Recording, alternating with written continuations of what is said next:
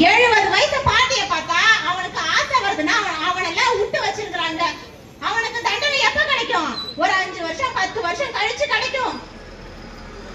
அதுக்குள்ள அவன் இருக்கிறான்னு கண்டமா இல்ல இல்லன்னு நினைச்சமா? அது மட்டும் இல்லாம 7 வயசு சிறுமி நாமக்கல்ல குமார் கத்தி கடத்தி கொண்டு போய் அதை டார்ச்சர் பண்ணிருக்கிறான். 7 வயசு குழந்தை, அதை பார்த்தா எப்படி தெரியும்?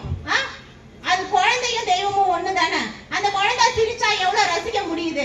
அதை பார்த்து அதை டார்ச்சர் பண்ண எப்படிதான் மனசு வருது? அவனுங்களை நம்ம விடலாமா? இந்த கவர்மெண்ட் விடலாமா? எங்க அந்த இரும்பு கரம்? இரும்பு கரத்தையே காணுமே, துருப்பிடிச்சு போச்சா இரும்பு கரம்?